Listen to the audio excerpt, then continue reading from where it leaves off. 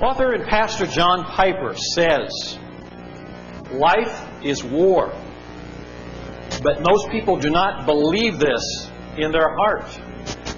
Most people show by their priorities and their casual approach to spiritual things that they believe we are in peacetime, not wartime.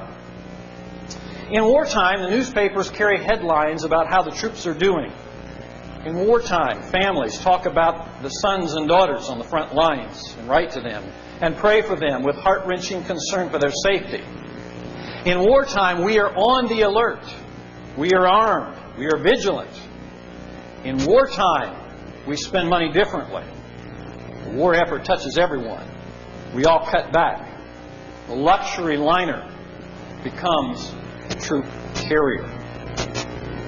Interesting and provoking thoughts that come down to the question that I pose this day: is it really war?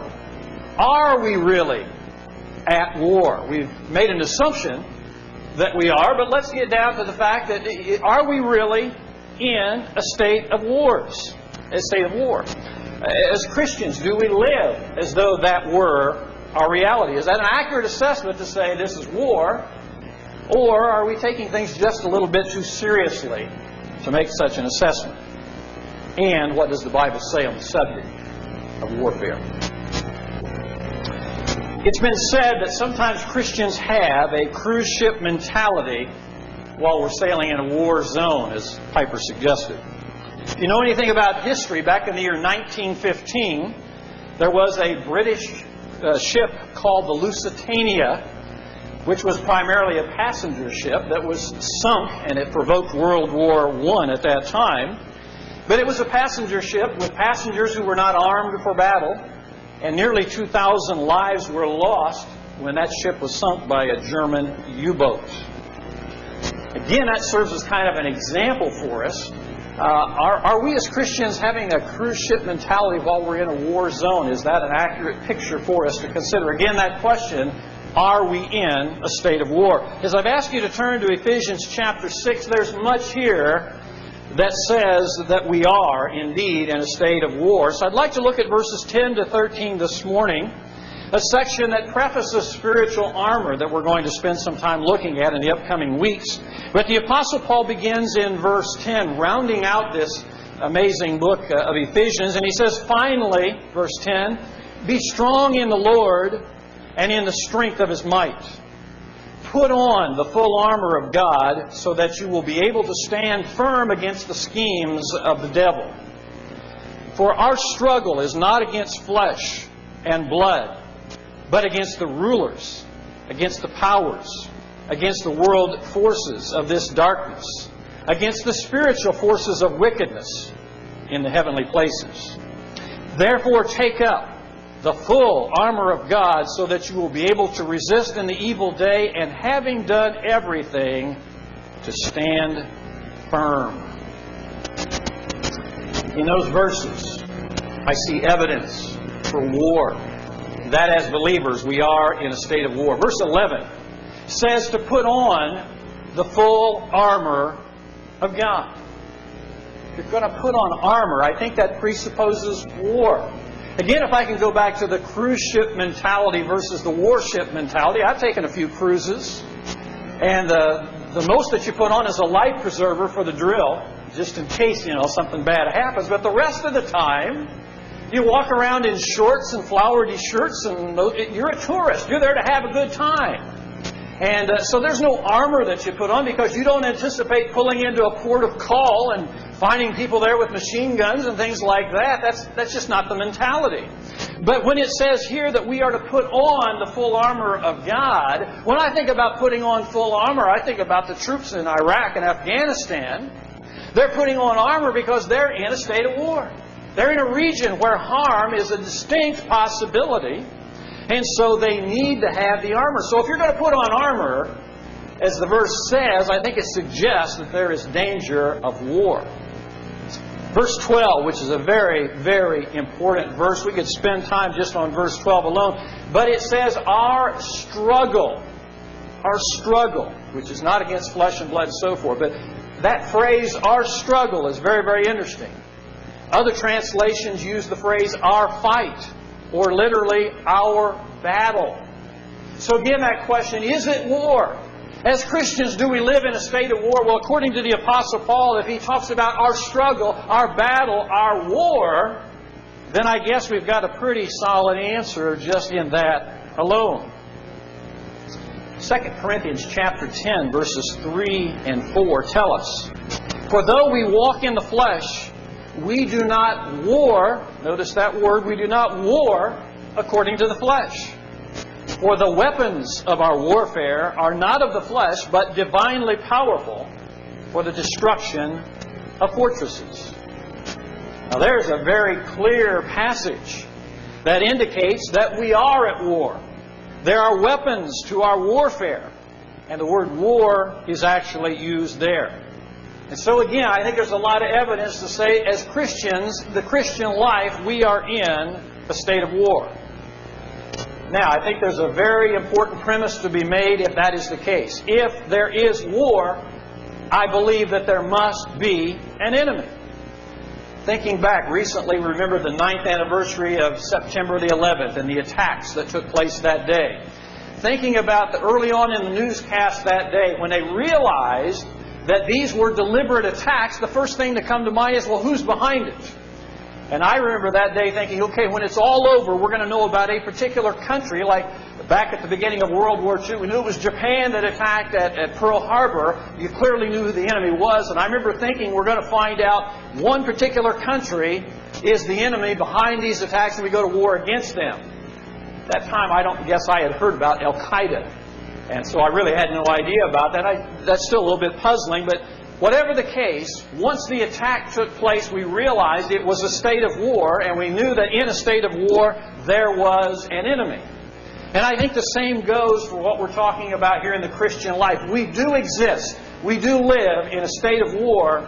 And if we are in a state of war, there is an enemy. And so I am fully convinced that there is an enemy behind the war that we are engaged in. As I share these thoughts, I realize that we're not all on the same page. I realize that we all do not understand it the same in terms of the enemy that we face, and I respect that. But as your pastor, I want to stand before you this morning and tell you what I understand about the enemy and why I believe it is important in facing the war that we face.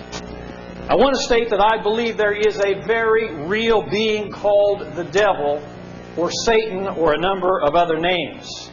I'm not going to get on to speculating about his origin. I don't know that that's terribly important at this point. But I believe the Bible gives us ample evidence for his existence. To give you some of the things that convince me that we have an enemy. I believe that he was the tempter in the Garden of Eden. I believe that he was the serpent that tempted our first parents and enticed them to sin. So I believe that was a very real being there. In the book of Job, the accuser comes with the angels before the presence of God. Again, I think that was a very real individual. In 1 Chronicles chapter 21, verse 1, very interesting verse concerning King David. It says, "Then Satan stood up against Israel and moved David to number Israel." And so David did something very much unfaithful to what God desired, and it sounds to me like there was a being there that stood up and had something to do with that. When I read the account of Jesus in the wilderness, being tempted, I don't think that was himself. I think there was someone there tempting him to sin against God, to be unfaithful to God, his Father. And so I believe that there was a very real enemy present at that time. In the future, when Antichrist rises, especially in 2 Thessalonians chapter 2, it talks about there being a flurry of activity, satanic, demonic activity surrounding the rise of Antichrist. And so I think as we get toward the end, when the time is short, that enemy really goes on a rampage. Again, I believe that is a very real being. Perhaps one of the most outstanding verses of all, 1 Peter chapter 5, verse 8. "Your adversary, the devil, prowls around like a roaring lion, seeking someone to devour." That's kind of a scary verse. And a verse that tells me I want to know the enemy so that I'm able to stand up. If I have an adversary who is called the devil, whose tactic is to prowl around like a roaring lion, I don't want to be easy prey. I want to be ready for that kind of an enemy.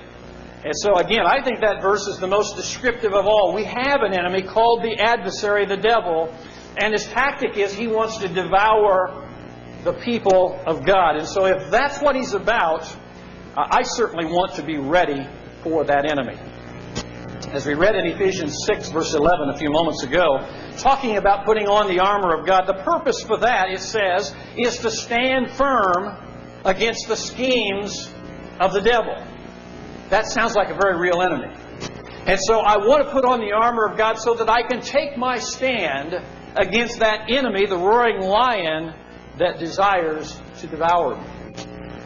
Again, I believe that we face an enemy that is very real and very powerful, but I think it is very easy to have a mistaken perspective on that enemy. And I want to state this to balance this out. I know some individuals that see the devil at every corner and see him out there constantly ready to trip you up. And in a sense, kind of a mentality that we're either a pawn in the hands of the devil or a pawn in the hands of God. This epic battle pulling us apart. Again, I think we face a very real enemy, but I think it's awfully easy to get paranoid about the enemy that we face. I hope that makes some sense. I think we need to have a good balanced perspective on what Scripture says, not being naive concerning the enemy, but certainly not ignoring that we face an enemy. I so much appreciate the words in 1 John 4, verse 4, "Greater is He who is in you than he who is in the world." And I think we dare not lose sight of that truth as we face a formidable foe.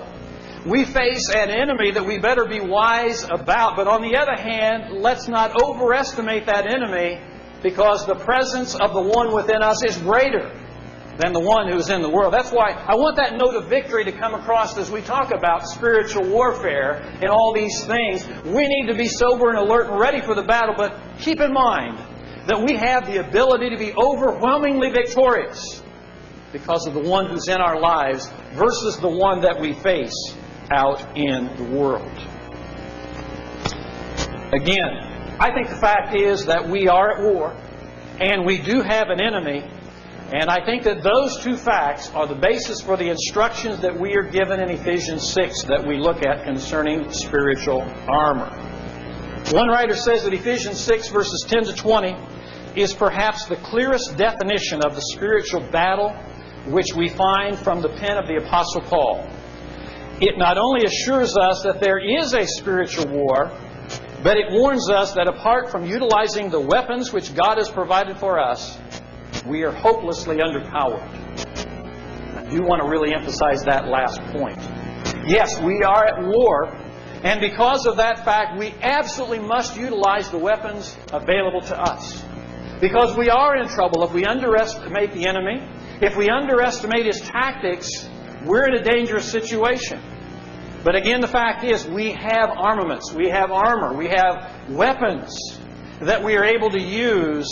And so we need to make absolutely sure that we utilize the weapons at our disposal. Ephesians chapter 6, verse 10 that we started off with this morning, that verse outlines the key priority for the battle that we face. As it says, "Be strong in the Lord and in the strength of His might." That overarches everything else. You can get down to talking about the specific pieces of armor that we put on. That's important. But if you lose sight of this great truth, you've really missed the whole point. Paul says, "Above all, be strong in the Lord and in the strength of His might." If we're going to face a formidable foe, we must absolutely be strong in the Lord. And I think to be strong in the Lord and in the strength of His might means that we cultivate the spiritual life. We talk about that often.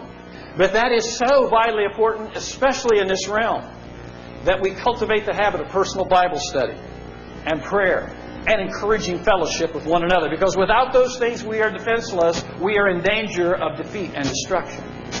And so the key thing, if you don't hear anything else, hear this. Cultivate the Spirit.